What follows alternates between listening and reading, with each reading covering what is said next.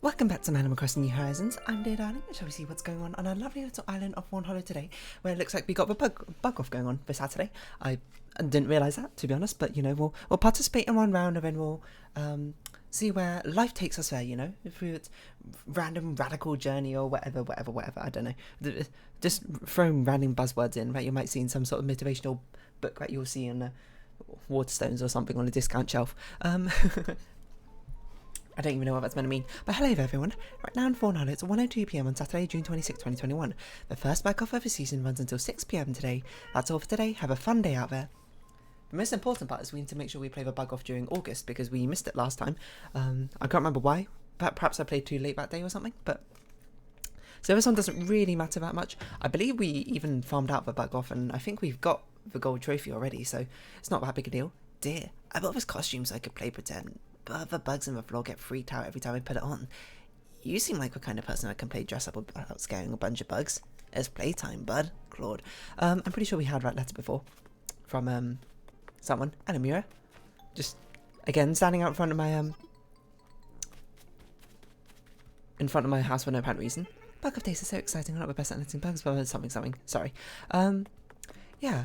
What have I been up to today? Actually, I've just been playing some Binding of Isaac. Repentance, of course, if you don't know. The latest patch has come out, and actually it's been like 2 months now, or something. I only got it about a couple of weeks ago. Because it's really sort of fun. I've unlocked all the tainted characters, and basically what I'm doing now is I'm pressing random on the tainted characters and just slowly unlocking the stuff that they got. Because, you know, if you don't know, you get achievements and new items for more special bosses, I suppose, you defeat with each character. And so, of course, the tainted characters are all kind of separate new characters. So I've got no unlocks of them, so I've just been playing them.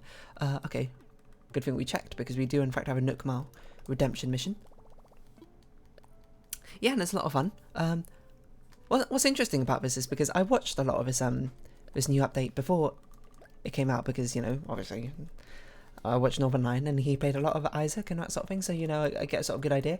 Watching him, I can sort of see like the characters people like and people don't like, and his general consensus on it, and, you know, what other people comment on, that sort of thing.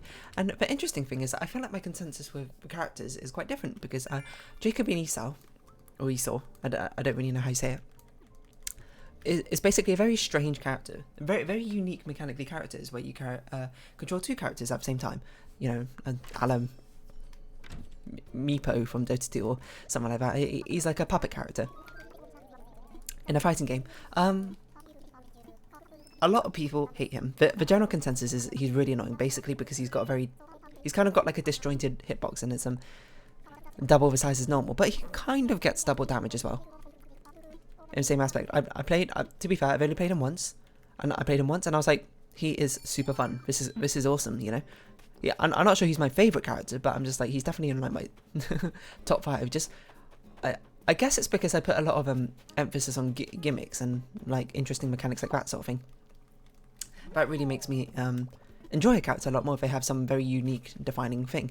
Unlike some other characters, like I played Tainted Blue Baby, he's very boring in my aspect. I don't think he's bad or anything. Like, I don't play him and I'm not frustrated or anything. I'm just like, this is boring.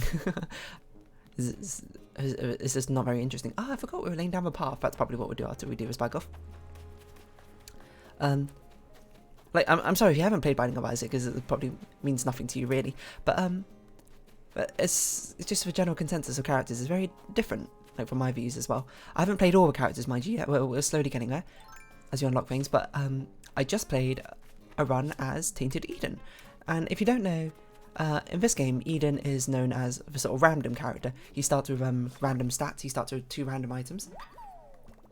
So basically, every single run with him is just completely randomly generated. Sometimes you'll get some very strong... Oh, if you don't know what Isaac is, by the way, it's a roguelite sort of game where basically you think of it sort of like you're descending down into a dungeon and you pick up items to make your run stronger and stronger, and you defeat bosses. That's basically all you need to know. All you really need to know. Yeah, Eden is the random character in the game. Everything's randomly generated, so everything is always really different when you play him. And then of course, every character has a tainted version. His tainted version, what it basically means is every time you get hit, all of your items get re-rolled. So basically, you are playing a different run every single time you accidentally get hit or purposely take damage, and this counts for all forms of damage, even ones which you might inflict upon yourself to get a certain benefit or something, which the general consensus from people I've seen is basically he's really not fun to play. He's like, he's a little bit on the weaker side, and he's just like frustrating, if anything. He's not the worst character by general consensus. I guess that goes to Tainted Lazarus currently. But he's just like, people don't like playing him. I played a couple of runs of him. The first couple of runs, I was on the same consensus. I was just like, this is weird. Like, the ever-changingness of a run makes it really hard to like play. And then, you know, I played another run, and I was like, I died on that run still, and I didn't really get much done. And I was just like, you know, I'm starting to get the feel of it. I'm starting to get the hang of it. And I kind of like this sort of the ambivalence you get while you're playing him. Like, nothing's ever the same. It's always changing. You got to adapt quickly. Like when you're on long boss fights, it's inevitable you're going to get hit on them unless you play it perfectly, because it's very difficult to build up like an overpowered run, because you can only, all your items get rerolled, and you know, they get rerolled into items you wouldn't necessarily choose and that sort of thing. So I thought it was very interesting. And then, you know, I fought one of the big bosses, Mega Satan. It felt very, very intense, and it was very, very down to the wire. But I managed to prevail, because it was all about with Tainted Eden basically amassing a huge amount of items as possible from very good item pools, and rather than trying to get too fixated on building one strong run and never getting hit, and then just basically leaning into it. As every time you get hit, you just gotta like instantly adapt and be like, oh, this is what I've got to do now. These are the items. You know, you just get a quick glance over. It's like, oh, okay, I got say like Ludovico technique, which if you don't know is an item which drastically changes how you play and that sort of thing. And I thought it was super fun, to be honest. You know, I had a lot of fun playing him. I can definitely see why people don't like playing him. Don't get me wrong. I'm not sitting there being like, oh, why doesn't everyone love his character? He's so awesome. No, he's really, really weird. And sort of I guess the bigger point is he's sort of like an antithesis to the ideology of a game of, you know, building up a strong run and then eventually what's the word? You know, like the dream, the endgame dream of like building up a really awesome run and just steamrolling through any opponents in your way and that sort of thing. But on the other hand, I feel like it's a refreshing change up from the other sort of characters, where it's all about adaptability, and also, you know, just being able to yeah, I guess it's kind of adaptability, but sometimes you get screwed out of the adaptability if you reroll into bad items. But that's part of it, is being able to, you know, do the best of a hand you're dealt, is essentially what you're doing constantly all the time. If you're playing Bind of Isaac and you want a little bit of advice, it's really about health on Tainted Eden, getting permanent sources of health through making Eternal Hearts, if you can, work, or any sort of health up pills or anything like that. That's what matters the most, and using items as soon as you get them, because you're unlikely to be stuck with them for very long. That's my tips. I've only played him like a few times, to be fair, so I'm not really an expert, but I thought he was pretty fun. But yeah, it just all goes to like, I often get like caught up on these sort of things, because I feel like the general things I tend to like in a games tend to be much more gimmicky, and often based much more of aesthetics and the flavour of it, necessarily than the mechanical actions. So generally what I tend to like in games, especially when it's like our favourite characters and this sort of thing, kind of goes against the grain in what's popular, that sort of aspect. Like I guess in League of Legends there's a character called Yumi who I really like. She's like, actually, I'm not sure if she might be actually one of my favourite characters, but she's got like such a weird, and to a lot of people, boring playstyle, because you just sort of like sit on someone and enable someone. But as I often mention a lot of the time, my favourite thing to do in games is not to be like that raging crazy person, not crazy person, but like the person, the DPS is like tearing through people and that sort of thing, and like getting all the kills. I like to enable someone else to get all the kills and that sort of thing. So my favourite thing is just to be that Yumi, sit on a random like strong person and just make them feel incredibly strong. I don't know, okay. Enabling in some sort of weird aspect. Enabling in a good way, shall we say, not like not in a bad way, mind you. But yeah, I feel like what I like tends to run, not all the time, mind you, a little bit counter to a lot of popular taste. So sometimes I sort of get myself caught up in these sort of things, being like, do I just like this because no one else likes this, and I'm trying to be like unique and hipster? But you know, as I get older, I'm just like, you know, no, I like it because I like it. It doesn't need to get more complex than that, and as it shouldn't. It isn't more complex than that. It just is what it is. So yeah, I do like Tainted Eden. I'm trying to think of other characters. I haven't played Tainted Isaac. I played Tainted Maggie a couple of times. She's alright. She's not really my playstyle. She's very, very absurdly aggressive, which is very counter to her non-tainted counterpart, which is much more defensive, I should say. We got these things. We will give them out to our friendos. Friendos? That's not something I often say. And then I think we'll sort out the flowers, and then we will continue laying down the path. Tainted Cain I haven't played yet, but this is one where I'm just like, I don't think I'll like him. At least, basically Tainted Cain is very strange, where instead of collecting items and finding them, you build your items from other things you find in the game, which is cool in concept. Like, I think that's a really cool idea, and I'm super glad that. The heck was that butterfly just disappearing? I'm super glad that one character exists like that, because there's like 34 or something characters in Binding of Isaac now. You can have some really weird specific niche characters now, because that's the fun of them. I don't think I like him because a lot of the optimal way to play is to like build these specific recipes and to get these specific items. Well, I just want to be like, oh, I just want to build randomly and see what I get. But it doesn't mean I can't play it that way. But it's sort of, I feel like it's simultaneously part of the way you're meant to play and also not part of the way you're meant to play, which makes it feel a bit weird. Tainted Judas, I haven't played him. He just seems fine. Tainted Blue Baby, I've played him. I won. Did I beat Mega Satan? I feel like I beat Mega Satan. I can't remember. It's okay. It just feels like normal Blue Baby, who I'm not particularly a big fan of in the first place. And who else? Can I name all? Oh, Tainted Eve is super fun. I love Tainted Eve. I like that sort of weird, risky playstyle she's got, which is also a big counter to how I usually play. I don't usually like playing risky playstyles, but for some reason, Eve and Tainted Eve are some of my favourite characters in Binding of Isaac. Yeah, I like to play like very defensive styles, you know, stay healthy, that sort of thing. In shiny colours, I play Austramelia, which makes no sense to about none of you. But if some random person watches this video and understands that reference, I'll be like, wow. I guess that's impressive. But yeah, it's just like,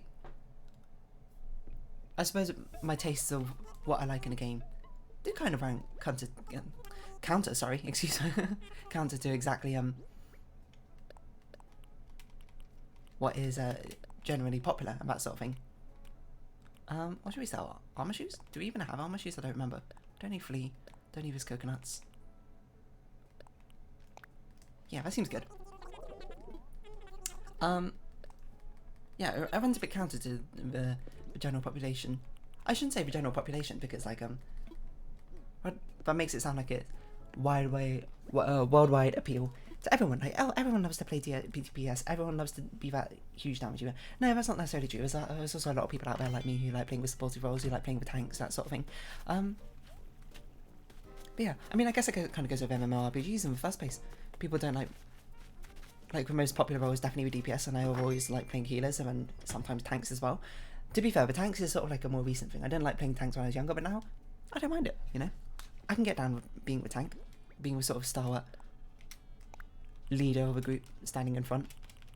Stand behind me, that sort of thing. But, you know, I wonder if there's a correlation actually between someone like age and... I don't know how you'd measure this. I was going to say like preference in roles in a video game, or like things you look for in a video game, but I guess like classes you might sort of play in an MMORPG. It's probably much more dependent on personality than age necessarily, and to be fair, personality does change with age, so I guess there probably will be some mild correlations, but not necessarily anything significant enough to really care too much about, but I know your mileage may vary. But yeah, I don't know, against popular opinion, that sort of thing. Maybe it's something you're more self-conscious of when you're younger. Or to be fair, my one is like a weird step above just being self-conscious. It's not self-conscious being like, oh, no one else likes what I like. It's more like, oh, do I just like it because it's weird?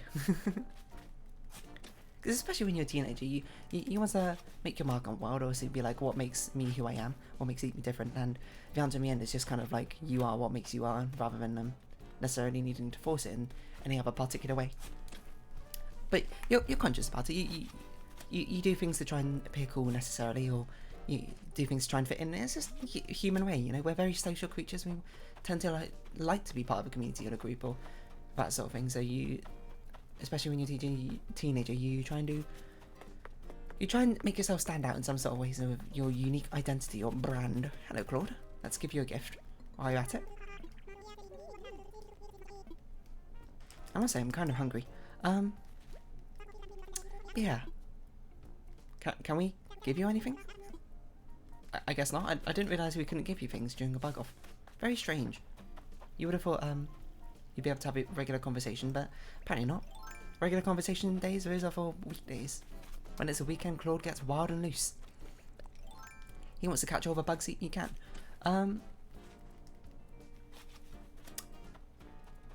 Yeah, I mean, you get I mean, maybe it's just me who got a little bit self-conscious about what I liked, but not in the sense that I like it because no one else liked it, and that's, I sort of got used to pretty quickly. But just more like, do I like it because I actually like it, or I'm just trying to be like unique and special in certain ways, which is often, you know, actually kind of fine in its own right. If you want to do it because it makes you different, like, I don't know.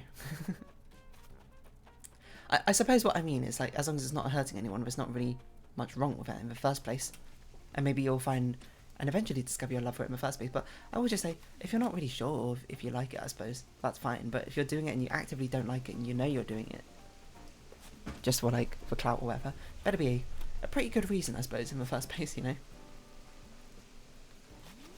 Like, you're doing it because you're someone else in your group or one of your friends or family really, really like it, and you want to help, like, participate with them. That seems pretty reasonable.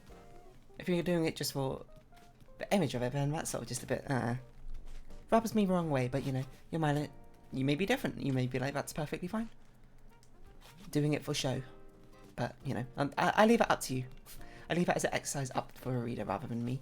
I wonder what sort of winter decorations we could put on the ground as one-off designs. Do you like your sort of mini ice rinks and ice puddles now? This looks so mechanical. I wish this looked less mechanical, but I don't know how to make it look less mechanical.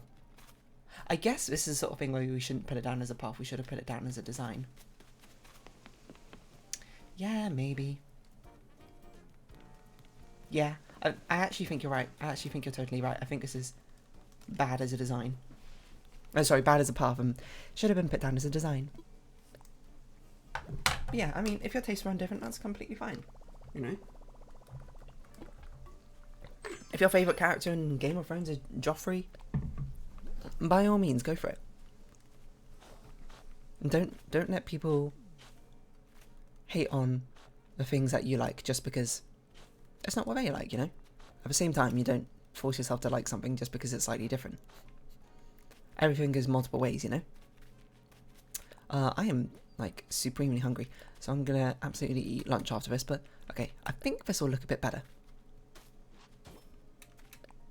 Like this. Not necessarily on grass, per se, but when it comes wintertime, this place will look awesome. Is my guess. And if it doesn't, oh well.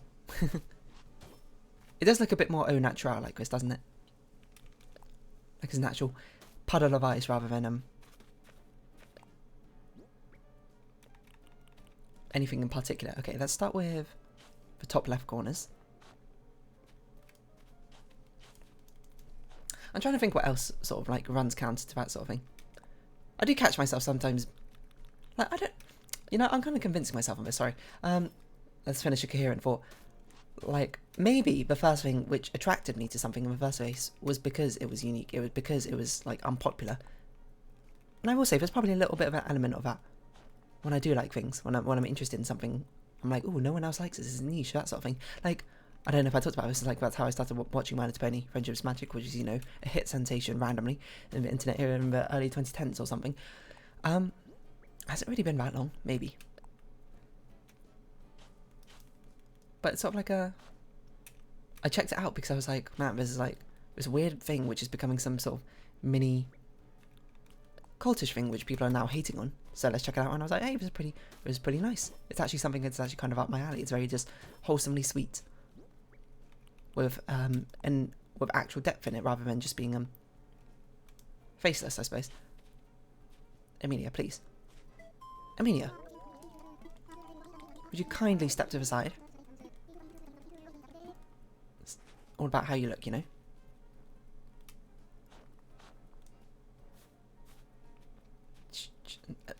Are you serious, Amelia? Just like stay there for a second, please. I'm trying to get this pond done, alright? You can go around ice skating on it afterwards once I'm done with it. Amelia, the paint's still wet. You're gonna get all your...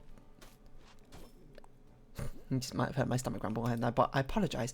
You might just get your talons all painted over. I don't know. Okay. I didn't really know where that sentence was going, and I still don't know where it's going. We might as well just do these ones.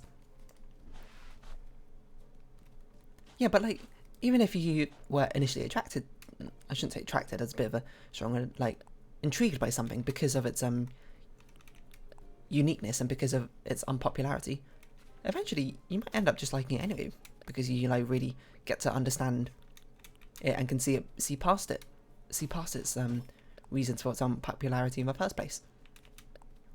Like sometimes I do that with characters in like stories. Like sometimes I tend to find myself like favouring characters who are less popular in media properties and that sort of thing. Can I think of one off the top of my head? No, actually, I can't really. But I'm sure it happens. If I can just take the time to think of one. No, but I'm sure it happens. Because it's a thought that crosses my mind quite often. Like, do I like a character just because they're unpopular? Do I like them because they're not? You know, it's finding a balance. Actually, it's not finding a balance at all. It's just more like finding what you really like. We have a lot of flowers. I think that's all of them we sorted out now, so that's perfect. We'll get onto in these last 8 minutes. Does this game look really choppy and laggy to you, or is it just me? Maybe my Switch is overheating or something. And we'll get on to laying down the path. Sorry, just a bit of a stretch. What else have I been up to recently? I finished a Little Nightmares Fawnhallow. I actually finished recording Little Nightmares, the main story mode thing yesterday, I think, or maybe it was the day before yesterday. I can't remember. I recorded the episode, and it's not going to go up until literally a month later. That's how crazy long the backlog is right now. Which is good because, you know, I want to keep July free because that's when Art Fight's going on and I want to concentrate on that and, you know, other things going on in my life, you know. But still, I don't really have a but still. It wasn't really a follow up thing. But that's why the backlog is so crazily long and that sort of thing. Let us... What are we going to start off with? Let's start off with the central tires. The centre blocks, I mean. I accidentally got rid of the wrong one, but there's not really much I can do about that now.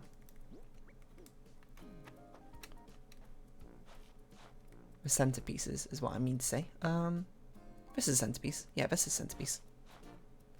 Is that a centerpiece? That's not a centerpiece. This is a centerpiece. This actually takes a lot of thought.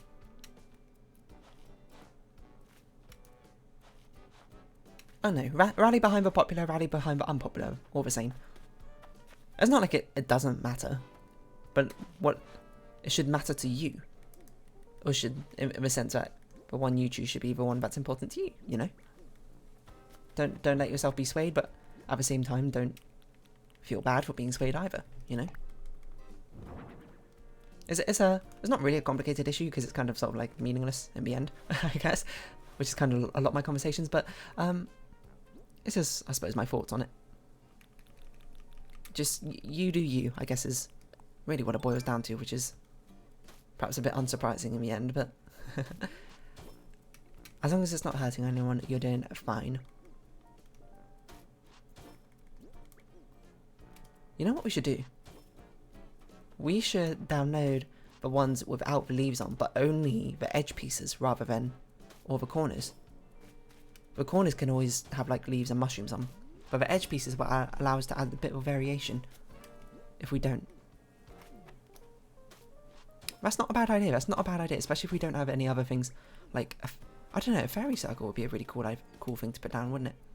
Okay, let's start with the horizontal pieces. So these ones over here.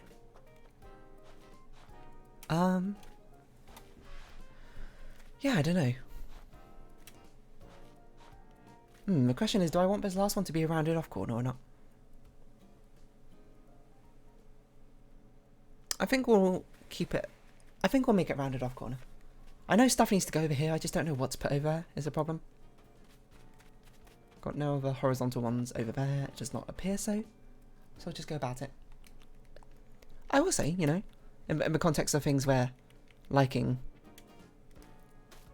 what you like and that sort of thing. In the context of video games, especially, I mean, well, not especially, just like definitely don't take this out of context for like any other sort of things. Maybe these should be central pieces, I don't know.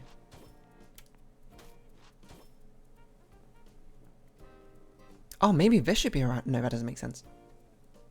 I was like, this should be a rounded, like, corner piece, and then I thought about it, I was like, that doesn't make any sense. Yeah, I think that's fine as is. Let us do the bottom pieces now. Oh yeah, what I was saying is, like, why not also give other things a try, you know? If you often play, like, a DPS or a role in, like, MMORPGs or other sort of games, why not try out the support role for a little bit? Not only is it good for a competitive sense that you understand that role better, you understand what it's doing and what they want, and thus you can play your own main role better. Maybe it'll broaden your horizons a bit, you know? You get to try out different things, and maybe you'll find you'll actually like it quite a lot in the end. Who knows? That's all the beauty of having variety. And that's always my favourite sort of games are always the ones where there's like multiple roles, like asymmetric multiplayer is what I say. You know, it's like someone plays a different role in every single group, and it's all about having the team come together. That really lets it work, and the cooperation. In the first place, like, you know, is the only way you can succeed. Teamwork makes the dream work, as the saying goes, and it rings very true. I find, or at least is what I like. Lucky for you, that's what I like. I wish there were more asymmetric multiplayer games, you know, or one person does something, someone else does something else, and it's only by coming together it really works. Like It Takes Two, it was a pretty good one of that sort of thing. I'm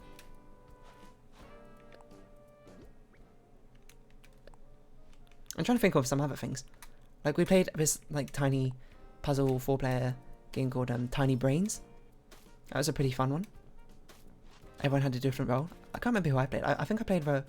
Oh yeah, I played the magnet rabbit, who like attracted things towards it. I also found out that apparently one of Ali's favourite games, which I was like, whoa, really? I thought it was quite nice, but I thought it was quite lacking in much depth and substance in the end, but it was just a fun time. No, I shouldn't say it's lacking in depth and substance, more like simplistic, I suppose, which is not necessarily a bad thing, mind you. I know I'm phrasing it in a way that makes it sound like a bad thing, but I think it's a good thing, especially when you're playing multiplayer games. The puzzles were not like outrageously difficult or anything like that. The mechanics weren't all that hard, but it allows it to be enjoyed by numerous different people rather than just one or two, you know? And there's something beautiful about that. As I always say, I wish I get more people into puzzle games, because I love puzzle games, but, you know, I understand it. It's not for everyone, because sometimes it's frustratingly difficult to get stuck on something and just not know what to do. That's why I had thoughts about doing this. Is like, what if I started making, like, video guides for, like, some of these puzzle games I played? Not video guides like for solutions necessarily, but video guides for like hints, being like, this is how you can think about this in this way, or try considering this angle. Was like, have you noticed the importance of this? Blah blah blah blah blah. And this is ages and ages ago. I considered doing it for Baba's You after I first beat the game, because I was like, this is a fantastic game, but it's going to be very unapproachable for a lot of people, especially if you're not someone who's very stubborn at working out every single puzzle himself, which by the way even I didn't do. Like, I had to use a hint guide on quite a few of the puzzles, especially towards the end. But you know, that's kind of like a stopping place for a lot of people being like, oh, I want to enjoy this game, but it's just too damn difficult. That's where like a hint guide comes in. It's being like, okay, so you give gentle prompts in the direction to simplify some of the puzzles, but also still allow you like eureka moment of being able to actually work it out for yourself and being able to put the important missing pieces together. And you can sort of like pick and choose how far you want to delve into that sort of hint systems. Like you can use loads of hints if you find it really difficult and you just sort of want to get a load of clever but much more simplistic puzzles, or you can, you know, just have a single one being like, I've been stuck on this level for quite a while, I just don't know what to do, and then you know, you just get one simple hint and you're like, bada bing bada boom, Bob's your uncle, boom goes the dynamite. This path looks quite nice being all higgledy piggledy like this, doesn't it? Or maybe it doesn't. I think it looks quite nice. It gives it a much more au naturel sort of feeling, don't you think? Don't you think? Isn't it ironic? And then I suppose next time we can start laying down the path for, I guess, the death area, and or the spring area. They're both feasible things to do now that we've finished laying down the path of the autumn area. This will look so good in autumn with the brown grass. If only we could like get different paths to like lay down brown grass everywhere. That would be awesome. You know, we could custom put down different types of grass wherever we want, so we can lay like a snow foundation down in the winter section, autumn grass down over here, summer grass over there on the left, and on the top left we can have spring grass. Nice. That looks lovely. Look at that. Look at this autumn path that we got going through. And I guess we'll round off this episode here. What should I title this episode? I don't know. Unpopular likes. Doesn't really make much sense. Against the mould. I don't know. Anyway, I'll think about that. But if you have been watching, thank you very much. It's been Animal Crossing New Horizons. I've been Dear Darling. Likes, comments, subscription, shares. I greatly appreciate it. Join the Dear Darling Discord down below and follow me on Twitter down below. Hope we can see each other again. But for now, it's our farewell. So until next time, bye bye for now.